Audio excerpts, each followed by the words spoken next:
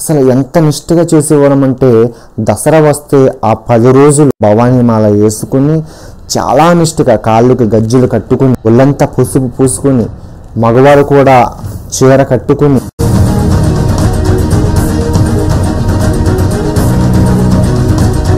కొంతమందికి నేను సినిమా పాటలు కానీ ఆయా కోలాటాలు కానీ ఇతరులకు నేను డాన్స్ నేర్పించేవాడుగా నేను ఉన్నాను.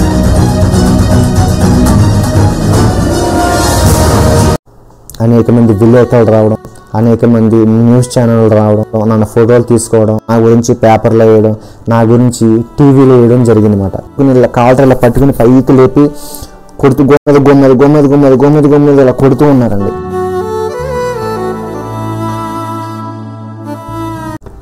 నా బాడీ మొత్తం బ్లడ్, నా బట్టలు ఫ్యాంట్కి ఏంటో బడ కారిపోతుంది రక్తం.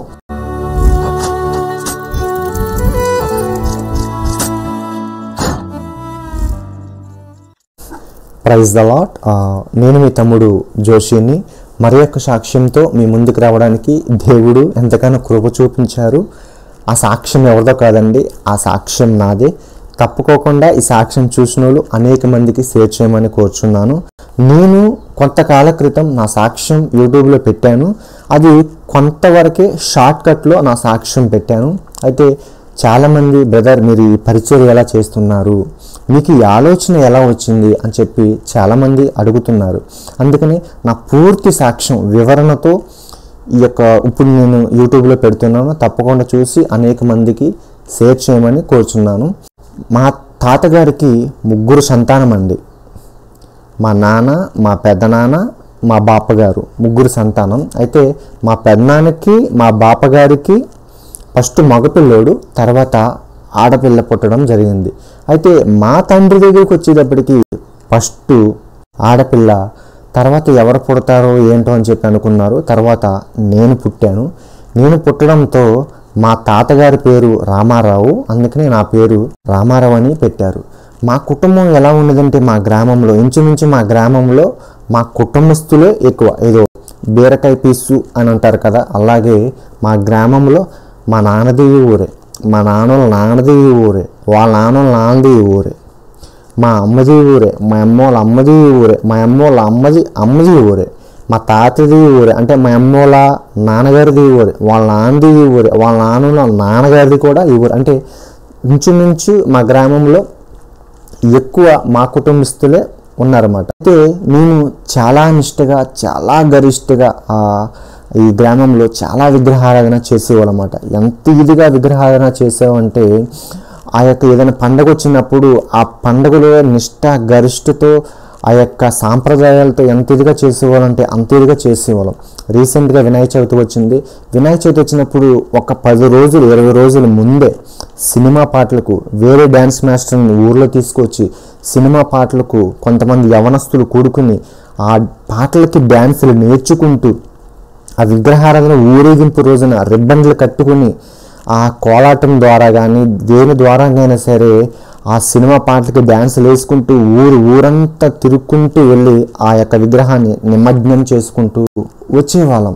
అసలు ఎంత నిష్ఠగా చేసేవాళ్ళం అంటే దసరా వస్తే ఆ 10 రోజులు ఎర్ర బట్టలు వేసుకుని, అంటే భవానీ మాల వేసుకుని చాలా నిష్ఠగా కాళ్ళకి గజ్జలు కట్టుకుని ఒళ్ళంతా పసుపు పూసుకొని మగవారు కూడా చీర కట్టుకుని ఆ యాపరెడ్డులతో డప్పులతో డ్యాన్సులు వేస్తూ పూనకాలు దిగుతూ సాయంకాలం వచ్చేటప్పటికి భజనలు ముందే నిన్ను వండిన భజన చేసుకుంటూ ఆ పాటలు పాడుతూ నేను పాడుతూ ఉంటే వెనకాల కొంతమంది ఆ పాటలు పాడుతూ అలా భజన చేసుకుంటూ నిష్ఠ గరిష్ట ఎంత నిష్ఠగా చేసేవాళ్ళం అంటే ఆ బట్టలు ఎర్ర బట్టలు భవానీ మాలేసుకుని స్నానం చేసి ఈరమ్మట వెళ్ళినప్పుడు ఎవరైనా వచ్చి పట్టుకున్నప్పుడు అపసహనం ఏదేదో జరుగుతుంది అంటే మైలేదో వస్తుంది అని చెప్పి మరలా వెళ్ళి స్నానం చేసి మరలా ఆ గుడికి వెళ్ళేవాళ్ళం. అంటే అంత నిష్ఠ గరిష్టగా మేము చేసేవాళ్ళం అండి. మా కుటుంబం మొత్తం కూడా ఎవరు దేవుని తెలుసుకున్న వాళ్ళు ఎవ్వరూ లేరు.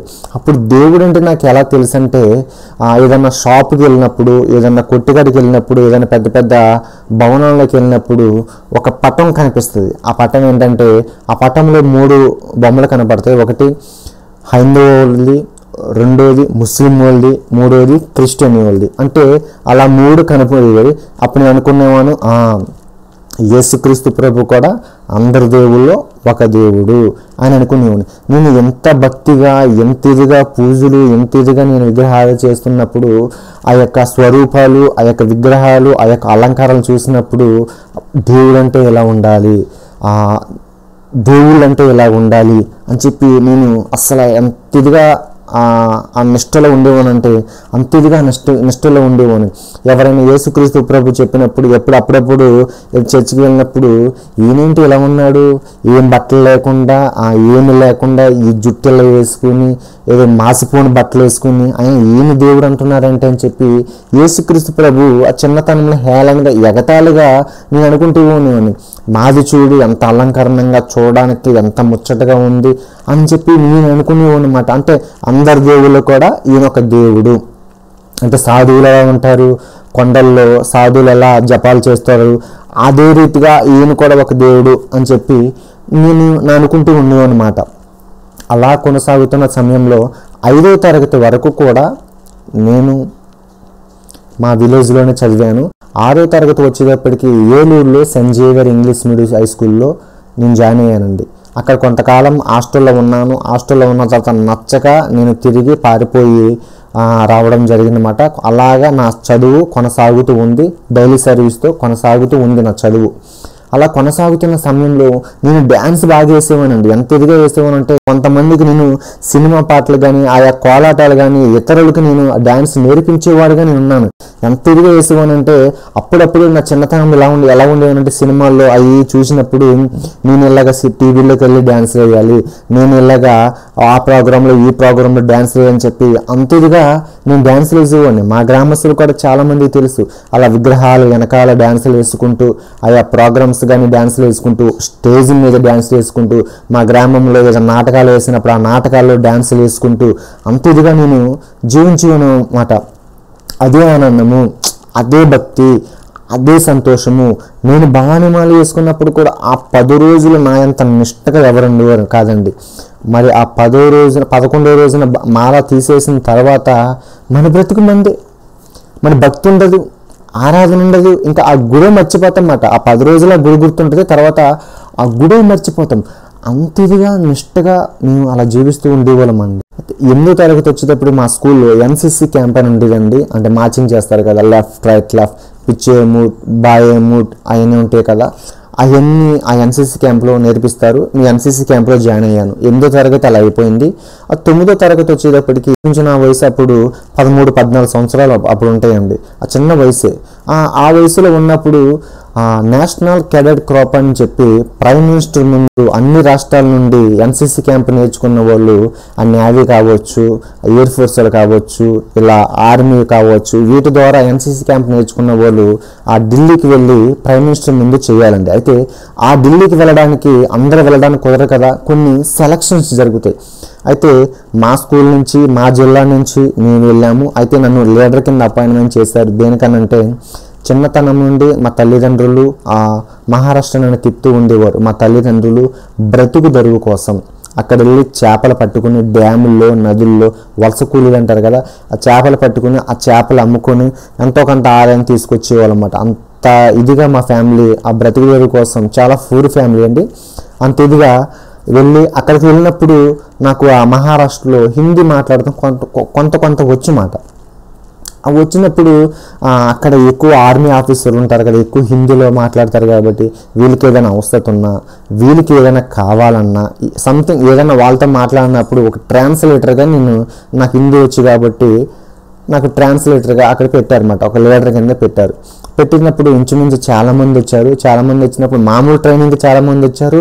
ఈ ప్రైమ్ మినిస్టర్ ముందు January 26న అక్కడ చేయాల్సిన ట్రైనింగ్కి కొంతమంది వచ్చాము. వచ్చినప్పుడు మా జూనియర్స్లో ఏంటంటే ఈ ఎన్సిసి క్యాంప్ అనేది A certificate, B certificate, C certificate ఉంటుందండి. ఏ సర్టిఫికెట్ అనేటప్పటికి 8th 9th, బి సర్టిఫికెట్ అనేటప్పటికి ఇంటర్మీడియట్, సి సర్టిఫికెట్ వచ్చేటప్పటికి డిగ్రీ ఆర్ ఇంజనీరింగ్.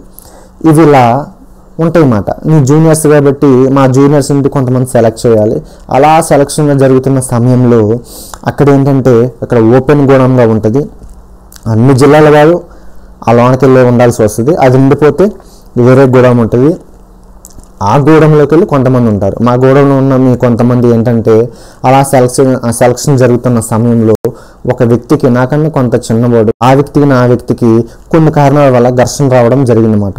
ఘర్షణ రావడం జరిగేటప్పుడు మేమేంటంటే అతను నేను కొట్టుకుంటున్నాం. అది ఇంచుమించు సాయంకాలము 6:30 ఆ సమయం. అయితే అతను నేను కొట్టుకున్నప్పుడు అతను నేను తోసేటప్పటికి కోపంతో, ఏంటి అని చాలా కోపంతో తోసేటప్పటికి అతను నన్ను కొడుతున్నాను, నేను నన్ను కొడుతున్నాను అని తోసేటప్పటికి గోడ పక్కనే కిచెను, పక్కన గోడమ్స్, చాలా గోడమ్స్ ఉంటాయి. ఆ గోడ పక్కన చెత్త చెదారం, ఏదైనా సేవింగ్ చేసిన, కటింగ్ చేసిన ఎన్సీసీ ఆఫీస్ తలకాలు ఉంటాయి కదా, చేసినప్పుడు ఆ చెత్తలో పట్టేస్తా, అవన్నీ కాల్ చేస్తాను అనమాట. నేను పడేసినప్పుడు తనకు బ్లేడ్ దొరికింది. ఆ బ్లేడ్ దొరికినప్పుడు చీకటి పడుతున్న అలా సమయాలు వచ్చినప్పుడు తను ఇలా అటాక్ చేశాడు. నాకు అటాక్ చేసినప్పుడు ఎవరైనా అలాగ అన్నప్పుడు మన గబికి ఇలాగా అంటూ పక్కకి వెళ్తా జరిగేది కదా. నేను ఇలాగ అనేటప్పటికీ ఇదిగో ఇప్పుడు స్క్రాచ్ ఇక్కడ ఉంటుందండి. ఈ స్క్రాచ్ ఇంచుమించు అంగుళి లోతు వరకు ఆ స్క్రాచ్ లోనికి వెళ్ళిపోయింది. లోనికి వెళ్ళి విపరీతమైన బ్లడ్, నా బాడీ మొత్తం బ్లడ్, నా బట్టలు ఫ్యాంట్కి ఏంటో బడబడ బడబడ బడబడ కారిపోతుంది రక్తం. అయితే నాకు సురుక్కుమంటుంది తెలుస్తుంది, కానీ బ్లడ్ వస్తున్నట్టు ఆ తడి గిడి తెలుస్తుంది. అప్పుడు కొంచెం కనపడుతుంది లైట్గా 6:30, 7 ఆ సమయం అవుతుంది. అయితే నాకు భయవేసి తన దగ్గర ఉన్న బ్లేడ్ తీసుకుని నేను తనకి ఎలా అనేటప్పటికి తనకి ఇలా నెక్కకి వెళ్ళిపోయిందండి. నెక్కకి వెళ్ళిపోయేటప్పుడు నాకు ఏ రీతిగా ఇక్కడ వెళ్ళిందో తనకి ఇక్కడ నెక్కకి వెళ్ళిపోయింది. నెక్కకి వెళ్ళిపోయినప్పుడు నేను తోసేటప్పటికి ఆ గోడకి మరి మేకు ఉందనుకుంటా. ఆ మేకు తనకి ఇక్కడ గుచ్చుకుపోయేటప్పటికి తనేంటంటే కొంచెం సోయిలో కొంచెం పరిగెడుతూ ఉన్నారు ఎదరికి. నేను కూడా నాకు భయం వేసేసింది, సెవరింగ్ వచ్చేసింది. వచ్చి పరిగెడుతున్నప్పుడు పక్కన వంట చేసి కూడా అతను చూసి వచ్చి పట్టుకుని తను గబగబ, అంటే తనకి విపరీతమైన బ్లడ్, నాకు విపరీతమైన బ్లడ్, తనని గబగబ హాస్పిటల్ తీసుకెళ్ళేటప్పటికి నా చేతిని ఇలా పట్టుకునేటప్పటికి వాళ్ళందరూ వచ్చి నన్ను పట్టుకుని, అప్పుడు ఏంటంటే కొంతమంది ఘర్షణ జరిగేటప్పుడు ఉన్నారు. ఎప్పుడైతే ఈ బ్లడ్ చూసేటప్పటికి చుట్టుపక్కల అందరూ పరారు, ఎవ్వరూ లేరండి చుట్టుపక్కల. అందరూ వెళ్ళిపోయారు, చుట్టుపక్కల ఎవ్వరూ లేరు. వెళ్ళేప్పటికి నేను చిన్నపిల్లని కదా, అప్పుడు 14 సంవత్సరాలు, నాకు ఇంచుమించు 13-14 సంవత్సరాలు ఉంటాయి. ఇక ఏంటంటే నాలో ఒక టెన్షన్ మొదలైపోయింది, నాలో ఒక భయం మొదలైపోయింది. నేను వణికిపోతున్నాను. ఈ బ్లడ్ని చూసి, నాయని చూసి, తనని చూసి వణికిపోతున్నాను. నన్ను పట్టుకునే వాళ్ళు, అంటే ఇక్కడ ఏంటంటే అక్కడ వంట చేసేవాళ్ళు వీరి రాష్ట్రానికి సంబంధించిన వాళ్ళు, ఆ పిల్లోడికి సంబంధించిన రాష్ట్రం వాళ్ళు పట్టుకున్నప్పుడు మరి ఏదైందో తెలియదు, తనకు ఎక్కువ గాయాలు, ఎక్కువ బ్లడ్ వస్తుంది కాబట్టి నన్ను పట్టుకుని చెడాపెడ కొట్టేస్తున్నారండి. ఏమైంది ఏంటి? ఇప్పుడు అలా కదా, ఎవరైనా ఏదైనా జరిగినప్పుడు ఏంది జరిగింది ఏంటి అని చెప్పి కొడతారు కదా. అదేవిధంగా నన్ను పట్టుకుని కాలర్ ఇలా పట్టుకుని పైకి లేపి కొడుతూ గొమ్మెది ఇలా కొడుతూ ఉన్నారండి.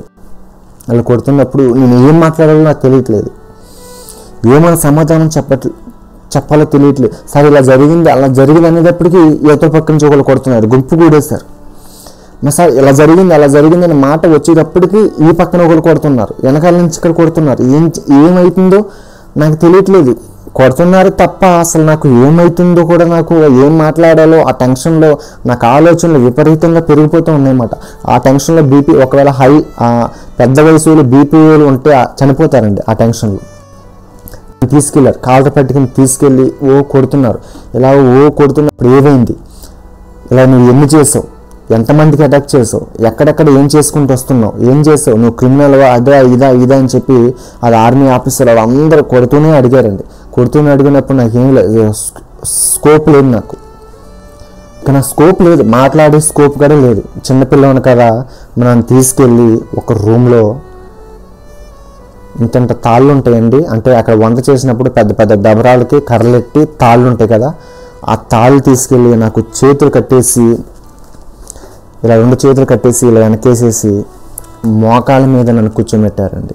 మోకాళ్ళ మీద ఇలా కూర్చోబెట్టి నేను ఇలా ఉన్నాను, నీరసంగా ఇలా ఉన్నప్పుడు పక్కన ఒక లేడీ ఆఫీసరు, అంటే ఆర్మీ ఆఫీసర్, లేడీ ఆఫీసర్ కూర్చున్నారు. నాన్న ఏమైంది నాన్న చెప్పైతే నేను వదిలేస్తారుగా, ఏమైంది అంటే ఏమండి ఇలా జరిగిందండి, ఇది పరిస్థితి అండి, తను నాకు అటాక్ చేశాడు, నేను తనకి అటాక్ చేశానంటే అది కాదు, నువ్వేదో చేసావు, నువ్వు కావాలని చేసావు, నీతో ఎవరో చేపించారు, ఎవరది చెప్పు అని ఇవి అడుగుతుంది. ఈలోగా ఒక ఆఫీసర్ రావడం, ఏమైంది చెప్పు అంటే ఇక్కడ గోమ మీద కొట్టడం, నేను ఇలాగ పడిపోయినప్పుడు నన్ను మళ్ళీ లేపడం, మళ్ళీ ఆఫీసర్ రావడం. నేను చెప్పింది ఎవరు నమ్మట్లే, ఇలా జరిగిందని ఎవరు నమ్మట్లా. తన షూ పెట్టి నాకు ఇలా పెట్టి ఇలా తన్నడం, ఇలా తన్నినప్పుడు నేను వెనక పడిపోవడం, ఆ షూ ఇలా తన్నప్పుడు వెనక పడిపోవడం, బ్లడ్ ఎక్కడైనా చిన్న క్రాచ్ అయినప్పుడు బ్లడ్, తగిలినప్పుడు ముక్కంట బ్లడ్, ఈ చేతికి బ్లడ్ ఆగట్లా ఆ బ్లడ్. ఇక ఏంటంటే నా బట్టలు మొత్తం రక్తంతో నిండిపోయింది నా బట్టలు మొత్తం. అలా జరిగిన సిచ్యువేషన్లో అలాగ నేను ఇలాగ పడుకుని మూలుగుతున్నా,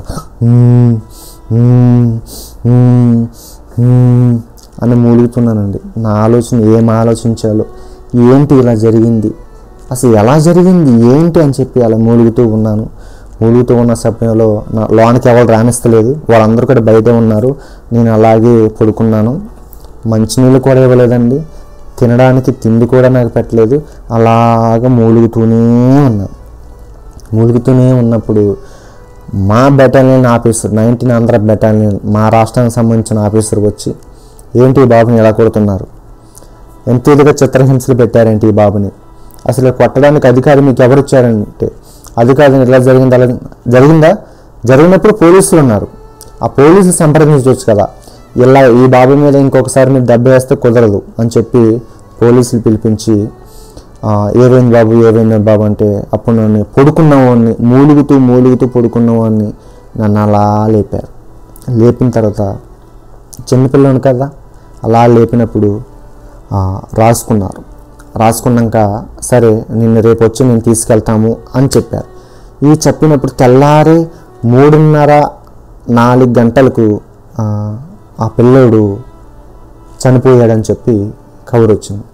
చనిపోయాడు అన్న కబురు రావగానే ఇక ఏంటంటే బయట వాళ్ళు గట్టిగా కేకలేస్తున్నారు, ఈయన్ని ఎలా కాదురా, ఈయన్ని పందికి కావుడేసి తాళ్ళు కట్టి కావుడేసుకుని తీసుకెళ్తారు చూడు, అలాగా ఇతన్ని తీసుకువెళ్ళాలి. మరో కొంతమంది ఈయన ఇలా కాదురా, ఆ పోలీసు వ్యాన్కి చేతులతో తాడు కట్టి ఈడ్చుకుంటూ స్టేషన్ తీసుకెళ్ళాలని చెప్పి, ఇదంతా న్యూజివీడు మార్కెట్ యార్డ్లో జరిగింది, తీసుకెళ్ళాలరా అని చెప్పి అని అన్నారు. అయితే ఏమో తెలియదు, మరి మా ఆఫీసర్ గారు ఏం చెప్పారో తెలీదు, చనిపోయారు కాబట్టి. ఈలోగా పోలీసులు వచ్చారు, పోలీసులు నన్ను తీసుకున్న తర్వాత న్యూజివీడు పోలీస్ స్టేషన్కి నన్ను తీసుకువెళ్ళారు. తీసుకువెళ్ళిన తర్వాత చిన్నపిల్లని కాబట్టి నన్ను ఏదో జైల్లో అట్లా ఇట్లా పెట్టలేదు, ఆ ఎస్ఐ గారి రూమ్లోనే నన్ను కూర్చోబెట్టిన తర్వాత ఏమైంది ఏంటంటే ఇలా జరిగిందని చెప్పినప్పుడు తన కేసు మొత్తం రాసుకున్న తర్వాత మళ్ళీ వీళ్ళొచ్చి సాక్షులు వచ్చి పక్కన ఎలా ఉంటారు కదా, వాళ్ళు ఏం చెప్పారు ఏంటో తెలియదు. మొత్తానికి ఏ రీతిగా రాశారో ఆ కేసు తెలియదు, కానీ కేసు అయితే రాశారు. కేసు రాసిన తర్వాత ఈలోగా అనేక మంది విలేకరులు రావడం, అనేక మంది న్యూస్ ఛానళ్ళు రావడం, అనేక మంది ఇలా రావడం, నన్ను ఫోటోలు తీసుకోవడం, నా గురించి పేపర్లో వేయడం, నా గురించి టీవీలో వేయడం జరిగిందన్నమాట.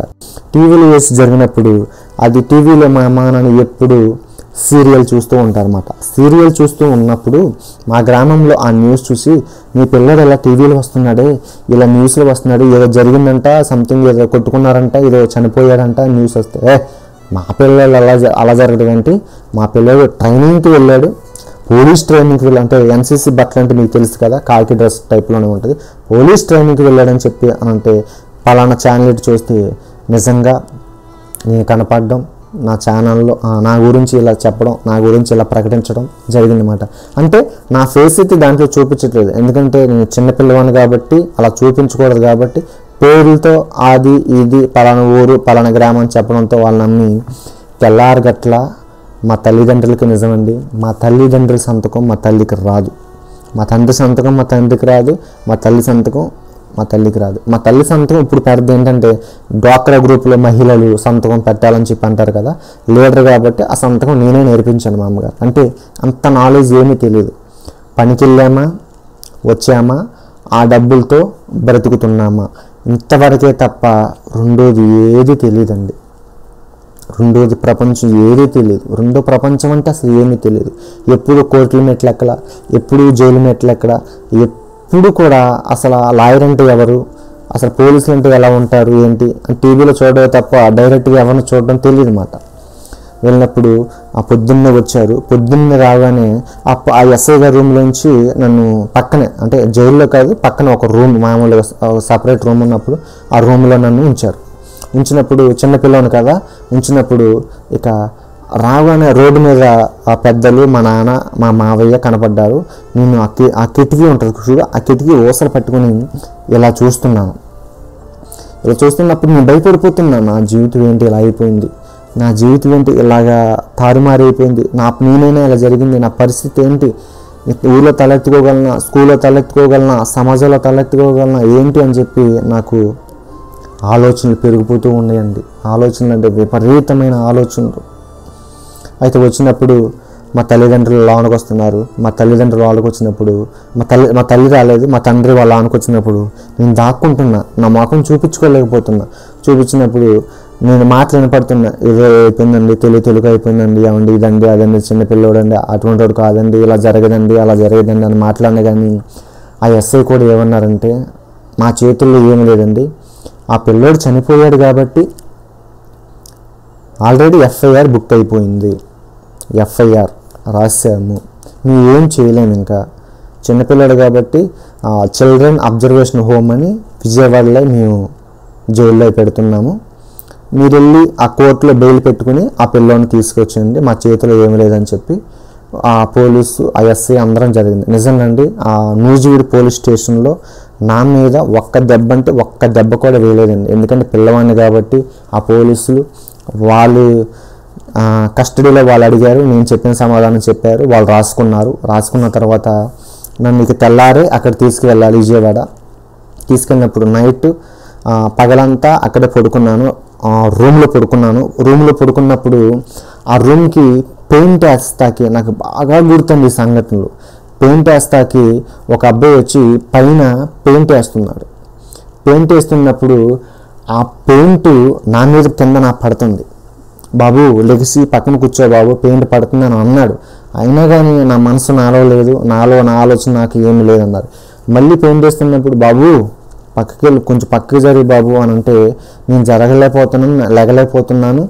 హాస్పిటల్ తీసుకెళ్లారు, మళ్ళీ తీసుకొచ్చారు, అక్కడే ఉన్నాను. అక్కడే ఉన్న తర్వాత తను ఒక మాట అన్నాడు, ఓహో నీ జీవితంలో జరిగిన మచ్చ కంటే ఈ పెయింట్ ఒక లెక్క, ఇదో చిన్న మచ్చ నీ జీవితంలో అని చెప్పి తను బాధతో ఫీల్ అవుతూ అలాగే పెయింట్ వేసుకుని వెళ్ళిపోయారు.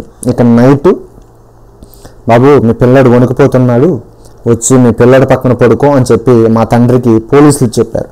చెప్పినప్పుడు మా తండ్రి తలుపు తీసుకుని నా దగ్గరికి వచ్చేటప్పుడు నాకు అర్థమవుతుంది. రాగానే నాకు ఎవరైనా ఏ తల్లిదండ్రులు అరే నీ వల్లే నాశనం అయిపోయారా, నీ వల్లే చెడిపోయారా, నీ వల్లే నీ జీవితం ఇలా అయిపోయిందిరా, ఊళ్ళో తలెత్తుకోగలనా, ఏం చేయండిరా, మనకు ఆస్తులు పాస్తులు ఇప్పుడు ఏం చేయాలరా, అసలు నేను ఏం చేస్తే తప్పులే పాపం రా అన్నట్టుగా మాట్లాడతారేమో అని అనుకున్నాను. కానీ మా తండ్రి రాగానే ఏమన్నారు తెలుసా, నాన్న అయిందేదో అయిపోయింది, నా తల తాకట్టేటైనా సరే నేను ఎక్కడి నుంచి తీసుకువెళ్తానని చెప్పి మా తండ్రి మొట్టమొదటిగా నాకు ధైర్యం చెప్పాడండి. ధైర్యం చెప్పినా చిన్నపిల్లని కోర్టు ఎలా ఉంటుందో, జైలు ఎలా ఉంటుందో, అక్కడ ఎలా ఉంటుందో, వాతావరణం ఎలా ఉంటుందో నాకు అస్సలు తెలియదండి. ఇంకా తెల్లారే నాకు జైలుకి తీసుకువెళ్ళారు, చిల్డ్రన్ అబ్జర్వేషన్ హోమ్. 18 సంవత్సరాల లోపు ఉన్న పిల్లల్ని చిల్డ్రన్ అబ్జర్వేషన్ హోమ్ అని విజయవాడలో ఉంటుంది, అది కబేలాలో ఉంటుంది. అయితే కింద పెద్ద హాలు, ఆ హాల్లో ఇలా మర్డర్లు చేసిన వాడిని, అటెంప్ట్ మర్డర్లు చేసిన వాడిని, దొంగతనం చేసిన వాడిని, మానభంగం చేసిన వాడిని, వ్యభిచారం చేసిన వాడిని, సంథింగ్ ఏదైనా 18 సంవత్సరాల లోపు తప్పు చేసిన వాళ్ళు అక్కడ దాంట్లో వేస్తారనమాట. అప్పుడు అది నూజివీడు కృష్ణా డిస్టిక్, మాది ఏలూరు వెస్ట్ గోదావరి డిస్టిక్, మళ్ళీ ఏలూరులో వేయాలి. కానీ ఏలూరులో వేయకోకుండా మాది నూజివీడు కృష్ణా డిస్టిక్ కాబట్టి కృష్ణా డిస్టిక్ విజయవాడలో వేయడం జరిగిందన్నమాట. అక్కడికి వెళ్ళిన తర్వాత నన్ను తీసుకెళ్లారు లోనికి తీసుకెళ్ళిన తర్వాత మా నాన్నగారితో సంతకాలు పెట్టించుకున్నారు. సరే మీకు బెయిల్ తీసుకురండి, మీ పిల్లోని విడిచిపెట్టేస్తాం అని అన్నారు. ఇక మా నాన్న నన్ను చూసి అంటే లోన ఏడుస్తున్నాడు కాబట్టి కళ్ళు ఎర్రగా వచ్చింది, నెమ్మదిగా మా నాన్న వెళ్ళిపోతూ ఉన్నాడనమాట. నన్ను లోన తీసుకెళ్ళి నా ఒంటి మీద ఉన్న బట్టలన్నీ తీసేశారండి. నా ఒంటి మీద బట్టలన్నీ తీసేశారు. మల్తాడుతో శుద్ధ కట్ చేస్తారు. ఒంటి మీద ఏమీ ఉండకూడదంట. తినప్పుడు ఆ బీరువాలో ఉన్న పాత బట్టలు ఏదైతే స్మెల్ రావని ఎల్లవన్నీ ఏదైతే ఉన్నాయి పాత బట్టలు నాకు ఇచ్చారు. అవి వేసుకున్నాక నన్ను లోనేశారు. లోన్ వేసిన తర్వాత నన్ను పిలిచారు. నేను ఏ సంఘటన అక్కడ మర్చిపోలేదండి. పిలిచినప్పుడు అన్ని డీటెయిల్స్ అని రాసిన తర్వాత మీ నాన్నగారి నెంబర్ చెప్పు అని అన్నారు. నాకు టెన్షన్లో అది ఇది నేను టెన్షన్లో మర్చిపోయాను అనమాట. చిన్నతనంలో కదా ఆ టెన్షన్లో మర్చిపోయి ఎప్పుడు బుక్ మీద ఉండేది. మర్చిపోయినప్పుడు సార్ నా నెంబర్ నాకు తెలియదంటే పెళ్ళమంటే కొట్టేటప్పటికి నేను వెళ్ళి ఆ గోడకు పరుచుకున్నాను. గోడకు మీ నాన్న నెంబర్ నీకు తెలియదా, నీకు అది క్రిమినల్ కదా, నీకు మీ నాన్న నెంబర్ మీకు తెలియదంటే సార్ నిజంగా తెలియసారని చెప్పి నిజంగా తెలియసారని ఎలాగన్నప్పుడు మళ్ళీ ఇక్కడ గట్టి కొట్టేటప్పటికి మళ్ళీ ఇటు పడిపోయిన తర్వాత తెలియలేసిన తర్వాత అతను పక్కన అన్నాడు ఆ కేసు ఫైల్లో ఎక్కడ ఉంటుందో చూడు తెలియదు అన్నాడు కదా అని చెప్తే ఈ నాటకాలు వేస్తున్నాడు అండి, వీడికి అన్నీ తెలుసు నాటకాలు వేస్తున్నాడు అని చెప్పి నన్ను లోన్ వేశారు. లోన్ వేసిన తర్వాత అక్కడ పరిస్థితి ఎలా ఉందంటండి, దాంట్లోనే సీనియర్స్ అంట, దాంట్లోనే ర్యాగింగ్స్ అంట. నేను కొత్తగా వెళ్ళాను కదా, కాళ్ళు నొక్కించుకోవడం, బట్టలు ఉతికించుకోవడం, బాత్రూమ్లు కడిగించుకోవడం, అంత ఇదిగా ఉండేదండి. ఏడుస్తూనే మూల కూర్చుని ఏడుస్తూ మూలుగుతూనే నేను ఉన్నాను. ఎరా పెద్ద నీతిమంతుల్లాగా నువ్వు ఏడుస్తున్నావా, నువ్వు చేసింది తప్పు పైగా ఏడుతున్నావేంట్రా, కొన్ని రోజులు ఉండు నీకు అలవాటు అయిపోద్దులే అని చెప్పి లోన్ అనడం. ఈలోగా వారం వచ్చి బెయిల్ పెడుతున్నారు. వారానికి ఒకసారి కోర్టు జరిగింది, శుక్రవారం అనుకుంటా. బెయిల్ పెడుతున్నప్పుడు నా బెయిల్ పిటిషన్ కొట్టేస్తున్నారు. అక్కడ వచ్చి ఎవరైనా బెయిల్ పెడితే తల్లిదండ్రులు పట్టించుకోరండి. అక్కడికి వచ్చిన ఇంచుమించు 1-4 సార్లు వచ్చిన వాళ్ళే. ఒకసారి వచ్చి బెయిల్ మీద వెళ్తే మళ్ళీ రావడం, బెయిల్ మీద వస్తే మళ్ళీ రావడం. వాళ్ళకి అలవాటు అయిపోయింది. తల్లిదండ్రులు పట్టించుకోవట్లేదు, తల్లిదండ్రులు విడిచిపెట్టేస్తున్నారు. ఇలా అన్ఎక్స్పెక్టెడ్గా ఏదైనా జరిగినప్పుడు, ఏదైనా దొంగతనంగా అన్ఎక్స్పెక్టెడ్ జరిగినప్పుడు తల్లిదండ్రులు వచ్చి అమ్మటే బెయిల్ పెడితే అమ్మటే ఇచ్చేస్తున్నారు పిల్లలు కాబట్టి. కానీ నా బెయిల్ పెడితే నాకు కొట్టేస్తున్నారు. మా తల్లిదండ్రుల దగ్గర ఆస్తు లేదు, అంతస్తులు లేవు. మా తాతగారు ఇస్తున్న స్థలమే ఉంది. అప్పుడు చిన్న రేకు షెడ్డు, చుట్టూరు బరకాలు దడి కట్టుకుని ఉన్న పరిస్థితి మాది. అటువంటి పరిస్థితుల్లో ఏం చేయాలో తెలియట్లే. పోలీస్ స్టేషన్ ఎక్కితే చాలు డబ్బు, కోర్టు మెట్లు ఎక్కితే చాలు డబ్బు. మా తల్లిదండ్రులకి ఏం తెలియదు. లాయర్ మాట్లాడుకోవాలంటే డబ్బు.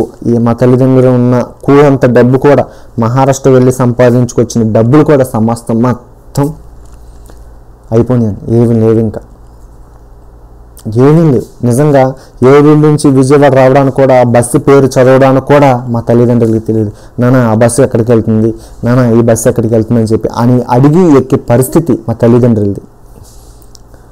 అలా ఉన్న సమయంలో ఎందుకు కొట్టేస్తున్నారు పిటిషన్ అని చెప్పి నేను చాలా బాధపడిపోతున్నాను. నేను ఇక్కడి నుంచి వెళ్ళిపోవాలి, ఉండలేను, ర్యాగింగ్ చేస్తున్నారు, కొడుతున్నారు, తిడుతున్నారు, అది చేస్తున్నారు, ఇది చూస్తున్నారు, మరో పక్కన దుఃఖంలోనే ఇవన్నీ చెప్తున్నారని చెప్పి చాలా ఏడ్చిపోయానండి.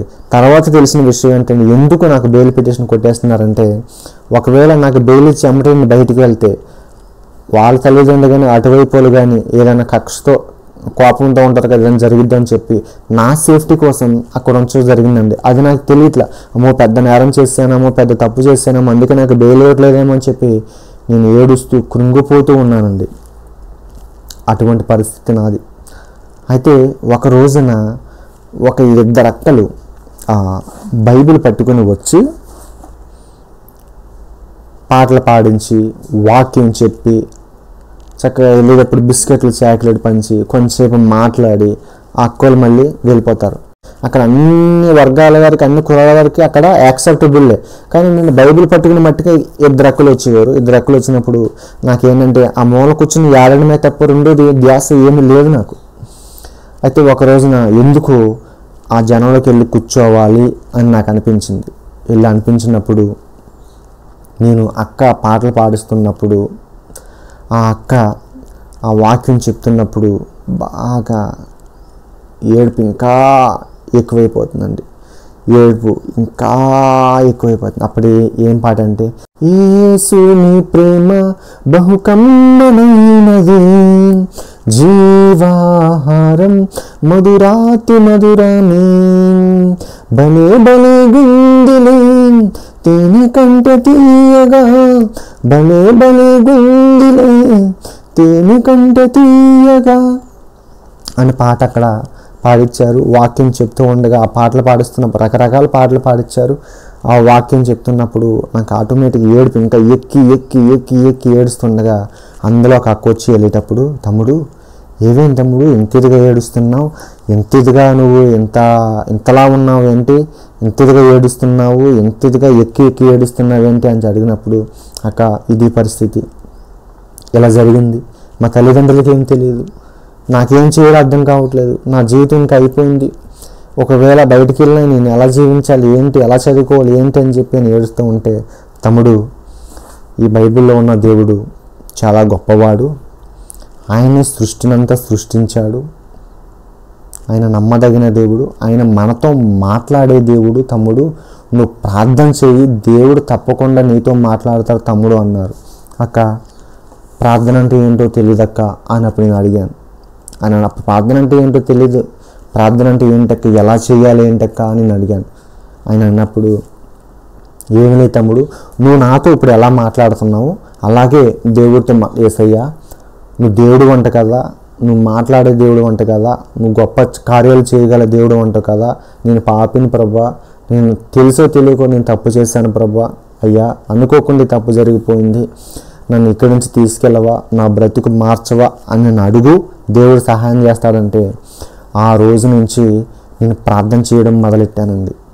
కొంచెం కొంచెం ప్రార్థన చేయడం మొదలెట్టాను. తెల్లారి లేచిన తర్వాత ప్రార్థన అంటే ఏంటంటే కూర్చునే మూలలో ఏసయ్యా ఏసయ్యా ఏదో వచ్చిరాని ప్రార్థన చేసుకుందేమని. పొద్దున్నే ఉదయం లేచినప్పుడు ఒక కిటికీలో సిలువ పైన, ఒక కిటికీలో ఒక కొండ పైన ఒక సిలువ కనపడింది విజయవాడ దగ్గర. ఆ సిలువకి ఇలా దండం పెట్టిపోను. మరో కిటికీలో ఒక వినాయక స్వామి అని హైందువులు పూజించుకుంటారు చూడు, అంటే నేను పూజించాను చూడు, ఆ వినాయకునికి దండం పెట్టాను. అంటే ఇక్కడ దండం పెట్టిపోని, ఇక్కడ దండం పెట్టిపోని, అంటే ఏ దేవుడైనా సరే, నేను అందరి దేవుళ్ళు ఒకటి అనుకున్నాను కదా, చాలామంది దేవుళ్ళు ఉంటారు, అందరి దేవుళ్ళు ఒకటి అన్నాను కదా, ఏ దేవుడైతేనే నన్ను ఇక్కడి నుంచి విడిపించాలి, నా బ్రతుకు మార్చాలి అని చెప్పి ప్రార్థన చేసుకుంటూ ఉండేవి అనమాట. అలా ప్రార్థన చేసుకున్న సమయంలో ఉండికోవాలి ప్రార్థన అంటే ఎలా చేయాలి, అలా చేయాలి, ఆ దేవుడు ఈయనే దేవుడు, వేరే వాళ్ళ దేవుడు కాదు, ఇలాగా నువ్వు ప్రార్థన చేసుకో నీ బ్రతుకు మారుతుంది, దేవుడు నీతో మాట్లాడతారు అన్నప్పుడు ఉండికోవాలి. ఆ పాటల ద్వారా, ఆ వాక్యం ద్వారా నేను విన్నప్పుడు నా మనసుకి ఇంకా ఇటు వెళ్ళట్లా, ఆ కొండపైన సిలువ వైపే చూస్తున్నా. అయితే నైటు నేను మోకాళ్ళు వేసి ప్రార్థన చేసుకుని ఏడుస్తూ ప్రార్థన చేసినప్పుడు ముసుగేసి నన్ను గుద్ది వెనకాల నుంచి వచ్చి తన్నేవారండి. అలాగా నేను ఎదరికి పడిపోయినప్పుడు నేను గబగబ లేసి దుప్పటి తీసేటప్పటికరా, నువ్వు నీతిమంతుడు అంటే నువ్వు ప్రార్థన చేసుకుంటే నీతిమంతుడు అనిపించుకుంటే ఇక్కడి నుంచి నిన్ను విడిపించేస్తారనుకున్నావా, పిచ్చి పిచ్చి నాటకాలు ఏమోకు అని చెప్పి అని అనేవారు. నన్ను కొట్టినా తిట్టినా దూషించిన బయట వాళ్ళు ఏమనేవారు కాదండి, వీళ్ళందరూ ఇటువంటి వాళ్ళు కాదా అని చెప్పి వదిలేసేవారు అనమాట. అలాగున్న సమయంలో అక్కడ 2 దుప్పలు ఇస్తారండి, అవి బ్యాడ్ స్మెల్ వస్తూ ఉంటాయి అన్నమాట. ఆ దుప్పల్లో అవి వచ్చినప్పుడు ఒక దుప్పడు కింద వేసుకునేవాడిని, ఒక దుప్పడు పైన కప్పుకునేవాడిని. ఆ ముఖం మీద ఇలా కప్పేసుకుని ఆ స్మెల్ వచ్చిన దుప్పని కప్పుకుని పడుకుని ఏడుస్తా ప్రార్థన చేసేవాడినండి. ఏడుస్తా అంటే మోకాలు వేస్తే తంతున్నారు కదా అని చెప్పి ఏడుస్తా ప్రార్థన చేస్తూ ఉండండి. అలా ప్రార్థన చేస్తున్న సమయంలో ఒక 90 రోజులకి ఇంచుమించు 3 నెలలకి నాకు బెయిల్ ఇవ్వడం జరిగింది.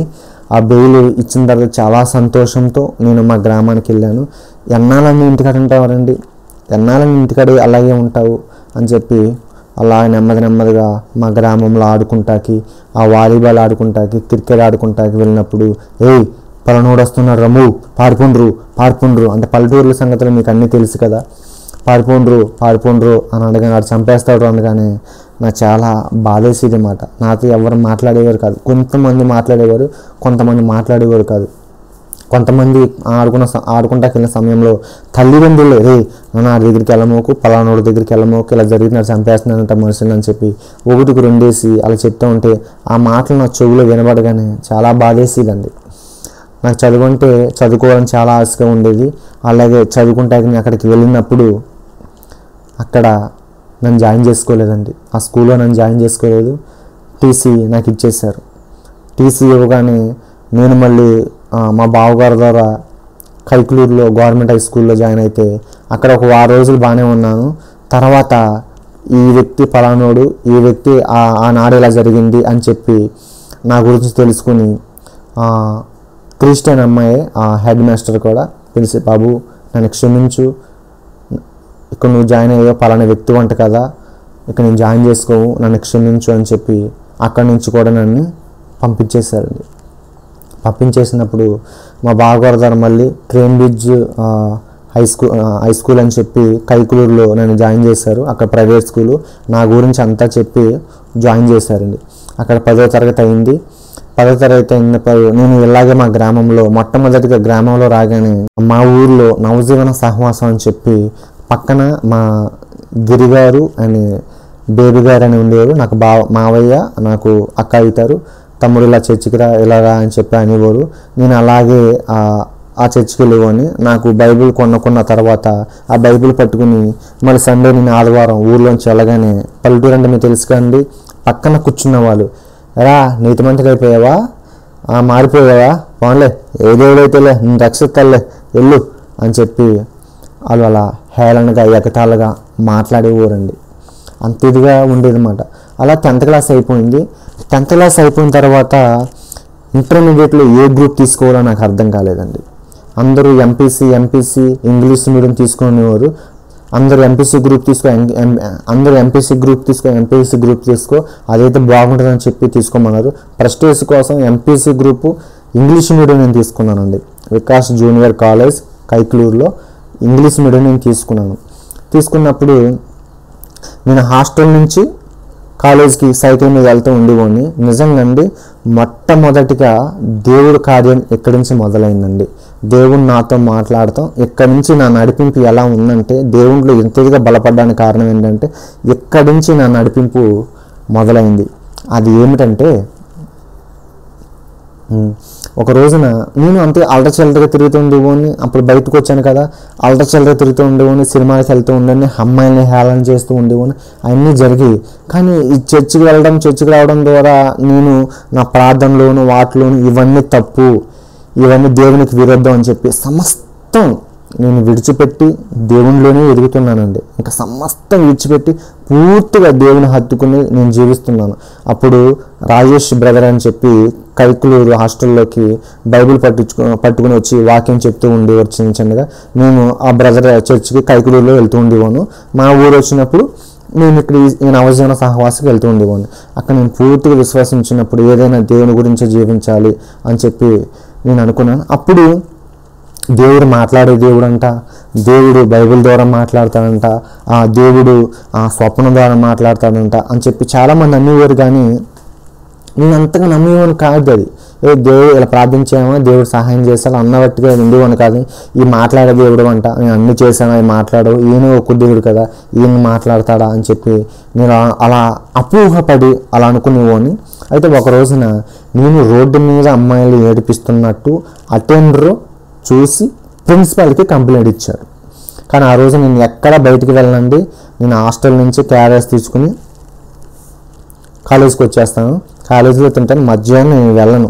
అయితే లంచ్ బ్రేక్ నన్ను పిలిచి, ఎరా నువ్వు అమ్మాయిని నేర్పిస్తున్నావంట, నీ స్థితి ఏంటో తెలుసు, నీ గతి ఏంటో తెలుసు, నువ్వు ఎక్కడి నుంచో వచ్చో తెలుసు, నీ పరిస్థితి ఏంటో తెలుసు, ప్రతిదీ ఆ స్టాఫ్ అందరూ ముందు మధ్యాహ్నం భోజనం చేస్తారు కదా, స్టాఫ్ అందరి ముందు నన్ను ప్రిన్సిపల్కి నేను చేశానని అనుకుని ఆ మాట అన్నారు తప్ప నిజంగా నా మీద కక్షతో ద్వేషంతో కాదు, నా మీద ప్రేమతోనే అలా మాట్లాడారు. కానీ నేను కాదు సార్ అన్నప్పుడు కూడా అటెండర్ తప్పు చెప్తాడా, అటెండర్ అబద్ధం చెప్తాడా అని చెప్పి నేనేం మాట్లాడో తెలియక అక్కడ ఈసారి జాగ్రత్తగా ఉందని చెప్పి అన్నాక పక్కన సార్లు కూడా పక్కనున్న లెక్చరర్స్ కూడా ఇదేం బుద్ధయ్యా చక్క చదువుకోరా వెళ్ళు అని చాలామంది అన్నారు.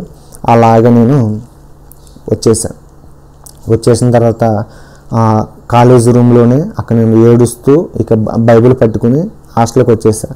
ప్రభా నేనైతే తప్పు చేయలేదు, సమస్త విడిచిపెట్టేశాను ప్రభా నీ సమస్త విడిచిపెట్టేశాను అయ్యా. కానీ ప్రిన్సిపల్ నన్ను ఇలా అన్నారు, ఇలా అవమానించారు, ఇలా దూషించారు. కానీ ఆయనకు తెలియదు, కానీ ఇలా దూషించారు. స్టాఫ్ అందరి ముందు కూడా నాకు అవమానం కలిగింది ప్రభువా. అయ్యా నేను మరి ఏ సార్ వచ్చినా పలానా వ్యక్తి ఇటువంటి వాడా, ఏ టీచర్ వచ్చినా పలానా వ్యక్తి ఎటువంటి వాడా అని చెప్పి వాళ్ళ మనసులో అపోహ కలిగిపోతుంది. అయ్యా నన్ను క్షమించు ప్రభు, అయ్యా నా సహాయం చేయ ప్రభు అని అంటే వచ్చిరన్న ప్రార్థనతో నేను ఏడుస్తూ ఉన్నానండి. అయితే నేను రోజుకో అధ్యాయం చదువుకోవడం అలవాటు.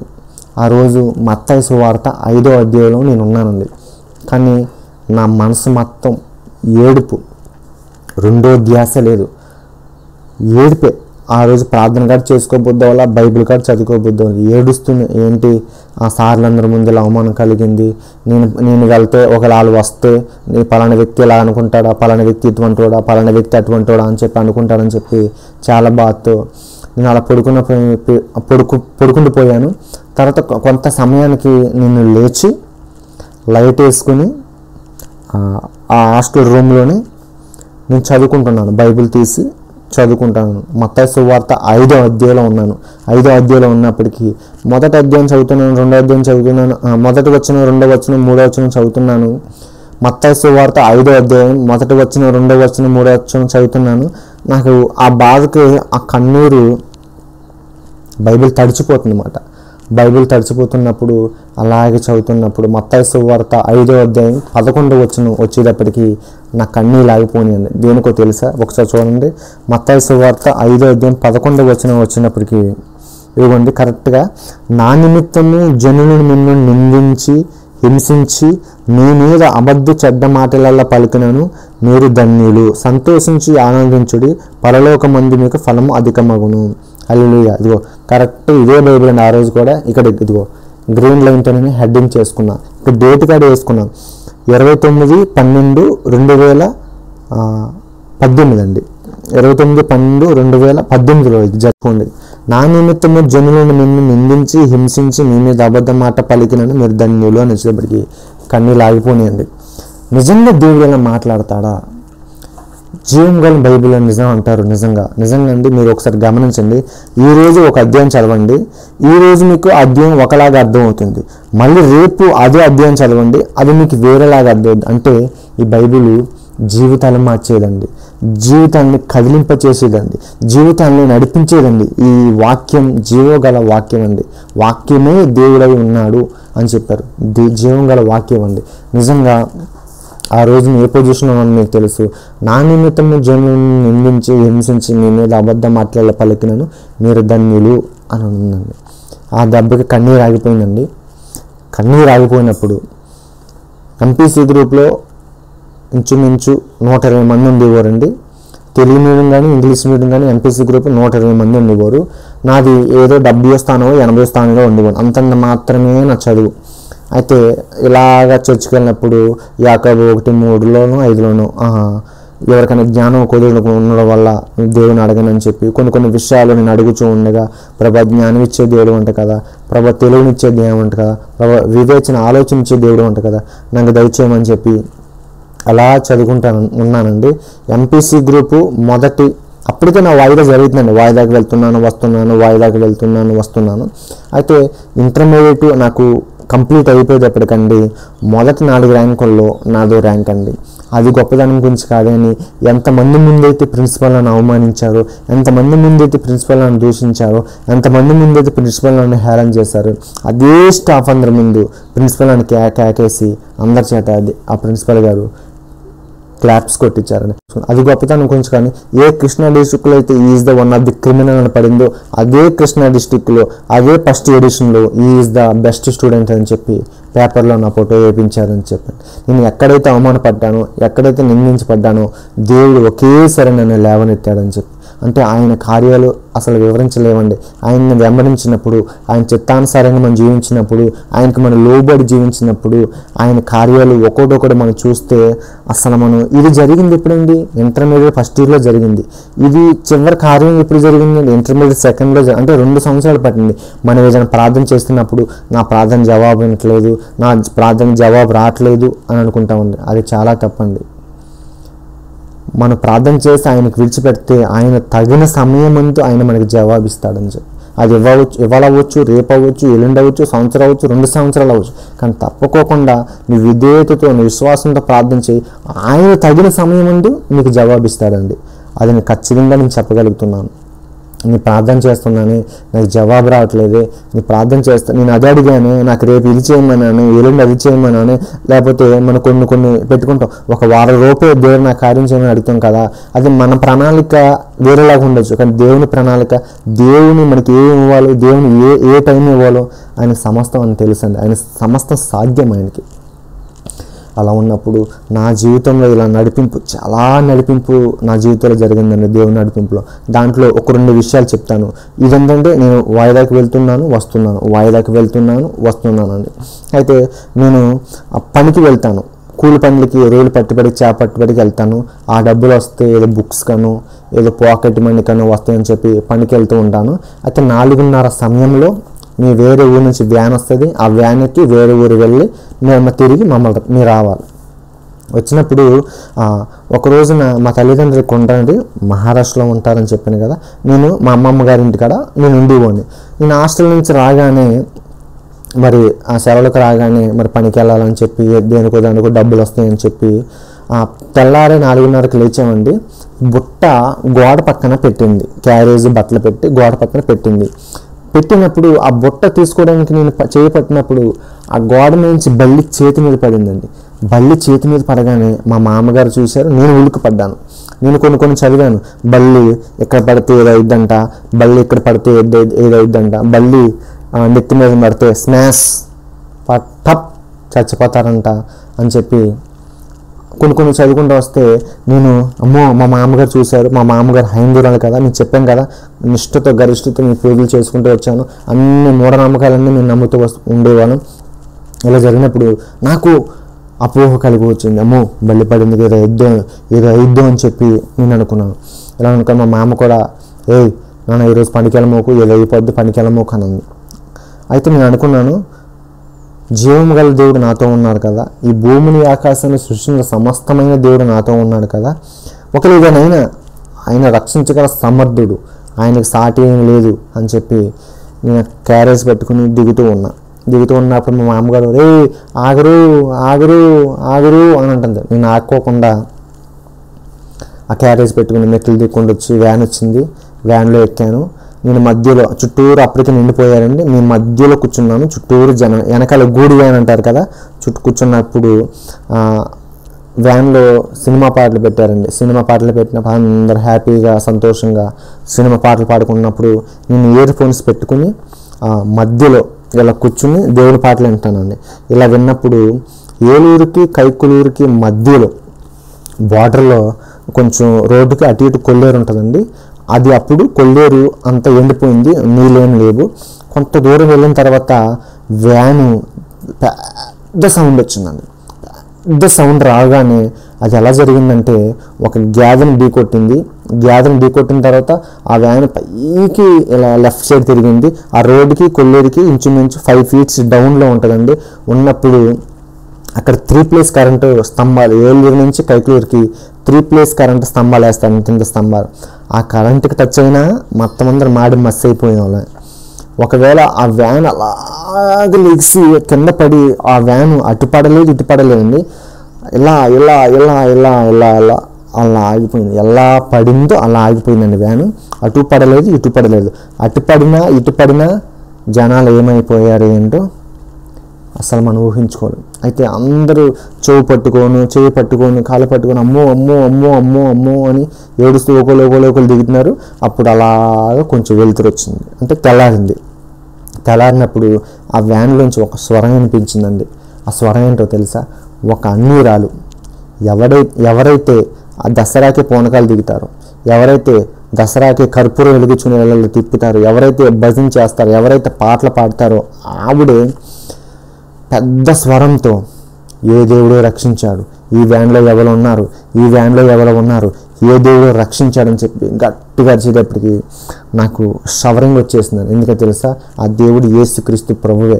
నేను అనుకున్నాను ఏదో ఇద్దు బల్లి పడితే ఏదో ఇద్దు అనుకున్నాను, కానీ ఏదొచ్చినా దేవుడు తప్పించగల దేవుడు. ఆ స్పాట్ చూస్తే గ్యాద చనిపోయింది, అది తమ్మాన్ని గుద్దిన వ్యాన్ ఇటు పడినా అటు పడినా అందరు చనిపోయేవాను, ఏదో ఇరిగిపోను, కానీ దేవుడు రక్షించాడండి. ఇటువంటి కార్యాలు దేవుడు ఎన్నో చేసుకుంటూ, దేవుడు ఒక్కోటి నాకు బయలుపరుచుకుంటూ దేవుడు వస్తున్నాడు.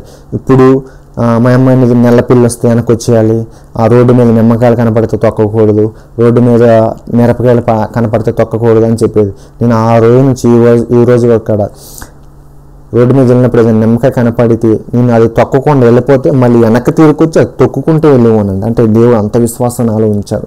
ఇక నేను చాలా కన్క్లూజన్కి వచ్చేస్తానండి. ఇక వాయిదాకి వెళ్తూ వస్తున్న సమయంలో నవంబర్ 14న చిల్డ్రన్స్ డే. ఆ రోజే నా వాయిదా అయినప్పుడు నేను జైలుకి వెళ్ళాను, అంటే కోర్టుకి వెళ్ళాను. ఏలూరు నుంచి విజయవాడకి కోర్టుకి వెళ్ళినప్పుడు నేను చెప్పాను కదా, ఆ రోజు ఏ రూమ్లో అయితే పెట్టారో, ఏ రూమ్లో అయితే ర్యాగింగ్ చేస్తారో అది కిందండి, పైన కోర్టు. అయితే మాకు బెయిల్ వచ్చింది కాబట్టి మేము బయట నుంచి వచ్చాము. ఆ బెయిల్ రాని లోనే ఉన్నారు, పైన కోర్టు. అయితే ఆ రోజు నవంబర్ 14th చిల్డ్రన్స్ డే కాబట్టి లాయర్లు, జడ్జిలు, కలెక్టర్లు పై నుంచి దిగి వచ్చి ఆ రూమ్లోకి వెళ్ళారు.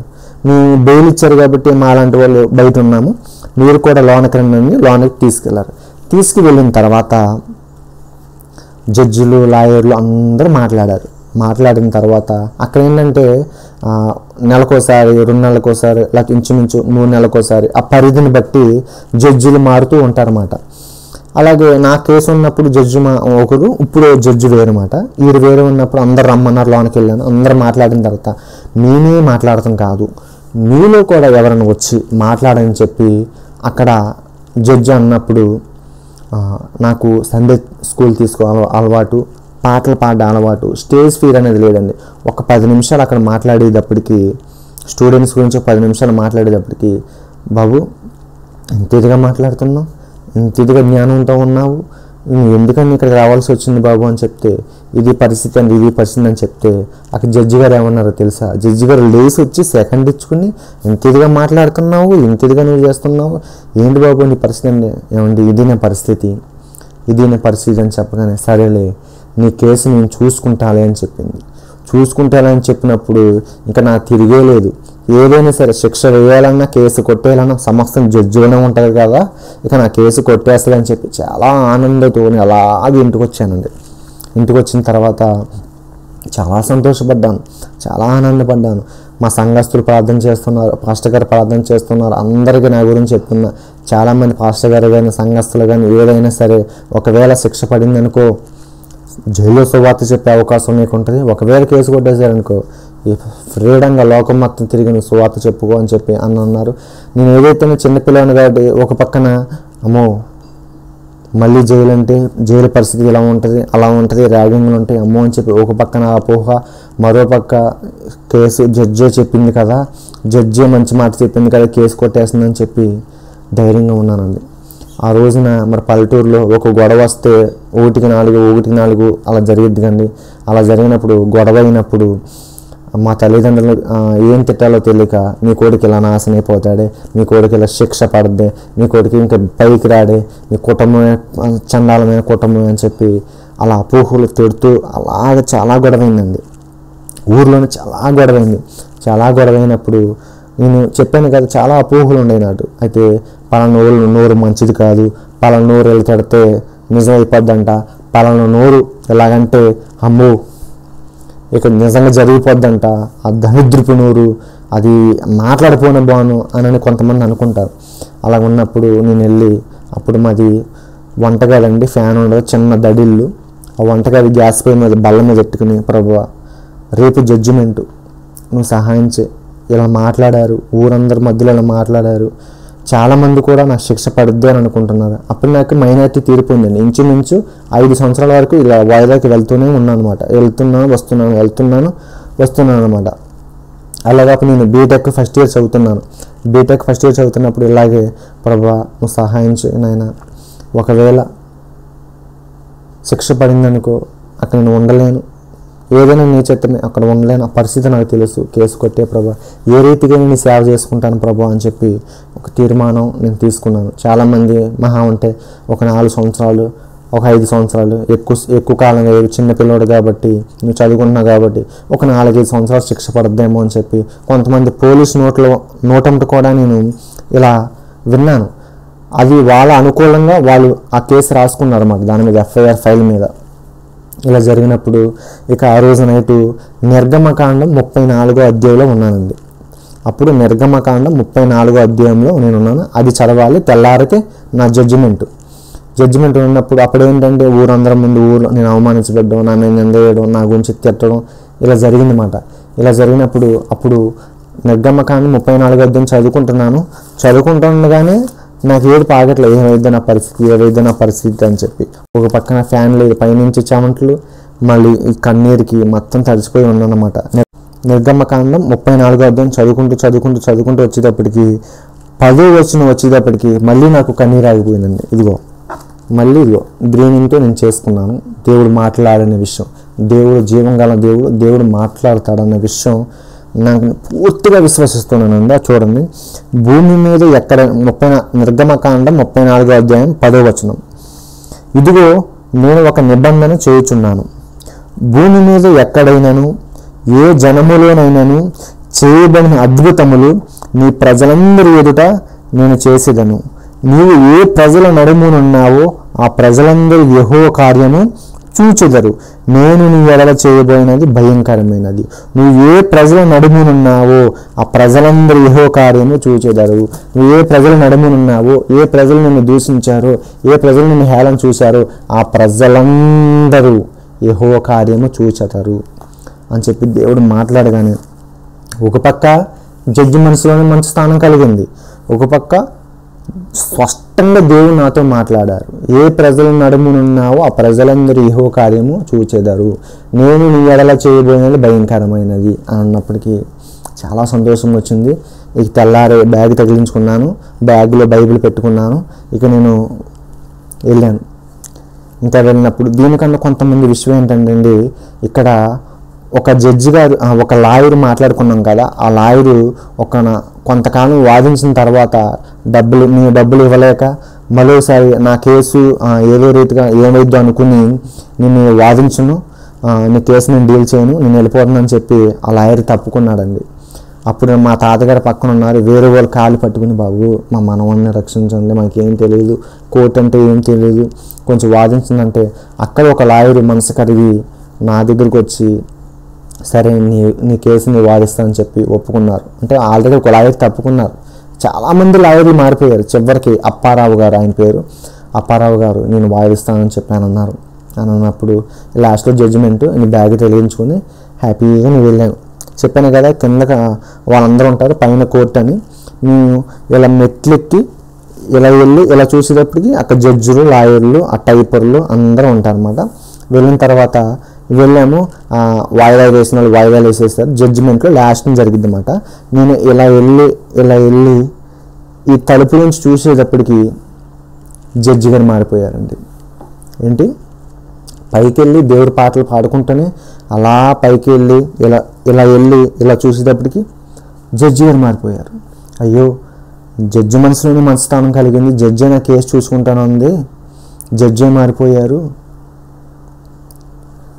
ఇక్కడ చూస్తేనే దేవుడు స్పష్టంగా నా మాట్లాడాడు, అసలు ఏమైద్దో ఏంటో అని చెప్పి నేను అలాగే ఏడుస్తూ బయటికి అడగట్లేదు కానీ లోన ఏడుస్తూ ప్రభా సహాయం చేయి, ప్రభా సహాయం చేయి, ప్రభా సహాయం చేయి అని చెప్పి నేను లోన్లోనే కుమ్మిలిపోతే ఏడుస్తూ ఉన్నాను. ఏంటంటే నా సాక్షులు వస్తారు కదా, అందరు కూడా నాకు వ్యతిరేకంగా చెప్పిన వాళ్ళ సాక్ష్యాలు, వాళ్ళ తరపున వాళ్ళు కానీ వీళ్ళు కానీ చుట్టుపక్కల చూసే వాళ్ళు కానీ అందరు నాకు వ్యతిరేకంగా చెప్పిన వాళ్ళే. ఇక ఏంటంటే రామారావు అని పిలిచారు. ఇక లోనికి వెళ్ళాను, ఇలాగే ఉన్నానండి, చేతులు కూడా కట్టుకోవాలా, ఇలాగే దండం పెట్టి ఇలాగే ఉన్నాను. లాయర్ వాదిస్తున్నారు, ఆ జడ్జి గారు కూడా చెప్తున్నారు. ఇక జడ్జి గారు మాట్లాడే మాటలు ఎలా ఉందంటే, నాకు శిక్ష పడేటట్టుగానే ఉంది. ఇక ఇలాగే ఉన్నాను. పోన్లే ప్రభువా, ఒకవేళ శిక్ష పడితే జైల్లో సువార్త చెప్పుకుంటాను, నీకు వందనాలు ప్రభువా. నువ్వు వాగ్దానం చేసావు, నాతో మాట్లాడావు, నువ్వు నాకు సహాయం చేయ ప్రభువా, నువ్వు సమస్తం సాధ్య ప్రభువా, నా కేసు కొట్టేసేటట్టుకు చూడు ప్రభువా అని మళ్ళీ ప్రార్థన. ఇక ఆవిడ మాట్లాడే మాటలను బట్టి ఏంటంటే నాకు శిక్ష పడేటట్టుగానే ఉంది. ఇక అలాగ అయిపోయిన తర్వాత చివరి పేజ్ వచ్చేటప్పటికి ఆవిడ చదువుతున్నప్పుడు అక్కడ చదివిన తర్వాత నా ఆయన చూస్తుంది, చదువుతుంది నా ఆయన చూస్తుంది.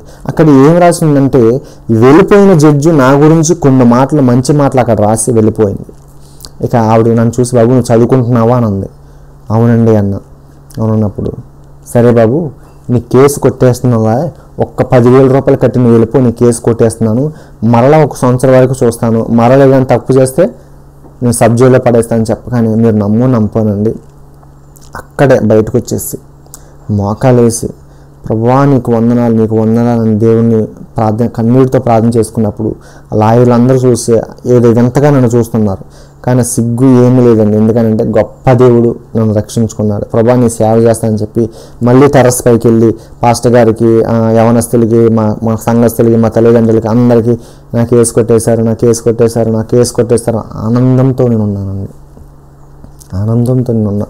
ఇలా ఉన్నప్పుడు ప్రభు ఏ రీతిగా నేను సేవ చేస్తానన్నాను కదా, మళ్ళీ నేను ఊరికి వచ్చిన తర్వాత ఇక నాకు రెక్కలు వచ్చేసింది కదా, నా జీవితం నాదే. మళ్ళీ లోకంలో తప్పిపోయాను. మళ్ళీ అనేకమైన తప్పుడు పనులు, అనేకమైన దేవునికి విరుద్ధ పనులు, మళ్ళీ ఇంచుమించు ఇక నేను దేవుని మొత్తం దూరం అయిపోయిన తర్వాత ఇక నేను జాబ్ చేసుకోవాలి, లేకపోతే బిజినెస్ చేసుకోవాలి, ఏదో రకం డబ్బు సంపాదించాలి, ఊర్లో పేరు సంపాదించి తెచ్చుకోవాలి అని చెప్పి నేను అనుకున్నాను. ఒక పక్కన గుర్తే దేవుడి సేవ చేయాలి అని గుర్తే, దేవుడి సేవకు వస్తే ఆహారం ఎవడతాడు, ఎవడు పోషిస్తాడు అని చెప్పి ఒక ఆలోచన. ఏ రీతిగా నేను ఆ డబ్బు సంపాదించేసి ఆ డబ్బు సేవకులకి ఎంతో కొంత సహాయం చేయొచ్చులే, అది ఒక సేవే కదా అని చెప్పి నేను అనుకున్నాను. అయితే ఎటు వెళ్ళినా సరే నాకు మనశ్శాంతి లేదండి, పీస్ఫుల్ లేదండి. అయితే నేను అప్పటికీ నా సాక్ష్యం పెట్టాను యూట్యూబ్లో పెట్టాను. అనేక మంది చూడడం, అనేక మంది రక్షించబడ్డం, అనేక మంది బలపడ్డం, అనేక మంది మా ఇంటికి రావడం, అనేక మంది ప్రార్థన చేయించుకోవడం, ఇక ఏంటంటే దేవుడు అనేకమైన కార్యాలు చేయడం, ఇంకా నేను అనేక చోట్ల వాడబడ్డం, సాక్ష్యం చెప్పడానికి జరిగింది. అయితే ఇలా జరుగుతున్న సమయంలో ఒకరోజు నా పీస్ఫుల్ లేక ఎటు వెళ్ళినా, ఏ జాబ్ చేసినా, ఏ వ్యాపారం చేసినా మనశ్శాంతి లేదండి. ఇక ఏంటంటే ఒక రోజున నేను నైట్ పడుకున్నప్పుడు ఆలోచించుకున్న బ్రతుకు గురించి. ప్రభువా నాకు ఇంత చేశావు, ప్రభువా ఇంత చేసినప్పుడు కొన్ని వ్యతిరేకంగా ఉన్నాను, ప్రభువా నన్ను క్షమించు అని నా లైఫ్ ఏం జరిగిందో, దేవుడు ఎలా మాట్లాడారో ఏంటో సమస్తం అలాగా ఆలోచించుకుంటూ ఉన్నా. ప్రభువా నేనేం చేయాలో ఒక్కసారి నాతో మాట్లాడు, ఇంకా నీ వెనక్కి తిరగను, ఒక్కసారి నాతో మాట్లాడని చెప్పి అలాగా పడుకుని పోయా. తెల్లారగట్ల 3:30-4 సమయంలో, ఈ సమయం ఎందుకు చెప్తున్నానంటే ఉలిక్కిపడి లేచేటప్పటికి సమయం చూసినప్పుడు ఆ టైం అయింది. 3:30-4 సమయంలో ఒక కళ వచ్చిందండి. నేను అనేక చోట్లకి వెళ్తున్నట్టు, అనేకమైన సాక్ష్యాలు తీస్తున్నట్టు, అనేకమైన సాక్ష్యాలు యూట్యూబ్లో పెడుతున్నట్టు, ఆ యూట్యూబ్లో సాక్ష్యాలు చూసి అనేక మంది రక్షణలోకి రావడం చూశాను, అనేక మంది బలపడడం చూశాను, అనేక మంది ఉద్యోగింపు చేయడం చూస్తాను, అనేక మంది బ్రతుకులు సరి చేసుకోవడం నేను చూశాను. ఒక చర్చిలో చెప్తే ఒక 300 మంది ఉంటారు, ఒక చర్చిలో చెప్తే ఆ చర్చికి వచ్చిన ఒక 50 మంది ఉంటారు. ఈ ఆన్లైన్ పరిచర్య అయితే ప్రపంచం మొత్తం వింటారని చెప్పి నేను అనుకున్నాను. అయితే ఆ రోజున దేవుడు నాకు అలా చూపించాడు. ఆ రోజు మొదలెట్టానండి. ఆ రోజున మొదలెట్టింది ఈ రోజు వరకు కూడా నా సాక్ష్యాలు ఆగలేదు. చాలామంది అంటారు, బ్రదర్ నువ్వు ఇంతగా ఎలా చేస్తున్నావు అంటే, నేను ఒకటే చెప్తున్నానండి, నా మట్టికైతే నేను చేయలేను. ఇది కేవలం దేవుడు నాకు తోడున్నాడు, దేవుడు నాకు నడిపిస్తున్నాడు కాబట్టే నేను ఈ పరిచర్య చేయగలుగుతున్నాను. ఇప్పటికి సింగల్గా ఒక్కనే చేస్తున్నాను, నాకు ఎవ్వరూ లేరు. నేను ఒకటే చెప్పా, ప్రభా నేను సువార్త స్టార్ట్ చేస్తాను. ఆ రోజు నేను యూట్యూబ్లో పెట్టినప్పుడు అనేక మంది నన్ను చూసి నాకు ఫోన్ చేసినప్పుడు సాక్ష్యం పంచుకున్న ఉన్నారు. వాళ్ళకి నేను ఫోన్ చేసి ఇస్తానన్నారు. మొట్టమొదటిగా రాజమండ్రి వెళ్ళాను. ఆయన ఏంటంటే 500 నోటు మీద కిల్లి వేసుకుని నవ్వులి ఆ కాయిన్ని పడేసిన వ్యక్తి, అంత ఇదిగా విన్న వ్యక్తి తన దేవుని ఎలా తెలుసుకున్నాడో ఆ సాక్ష్యం అడిగినప్పుడు ఇస్తానన్నప్పుడు ప్రభా నువ్వు మాట్లాడావు, నేను వెళ్తున్నాను, ఒక్క సూచన క్రియ నేను ఉన్నాను, ఒక్క సూచన క్రియ నాకు దయచేయ ప్రభా అని చెప్పి నేను ఆ దేవుడిని అడిగినప్పుడు ఆ రోజు నేను రాజమండ్రి 100 కిలోమీటర్లు కాబట్టి ఏలూరు నుంచి బండి మీద వెళ్ళిపోయిందని చెప్పి బండి మీద వెళ్ళా. ఆ రోజు నిజంగా పరిచర్య స్టార్ట్ చేసినప్పుడు రూపకాలే లేదండి, ఎక్కడికి వెళ్ళి నష్టాలే కదా. ఇక పెళ్లి కిట్టిన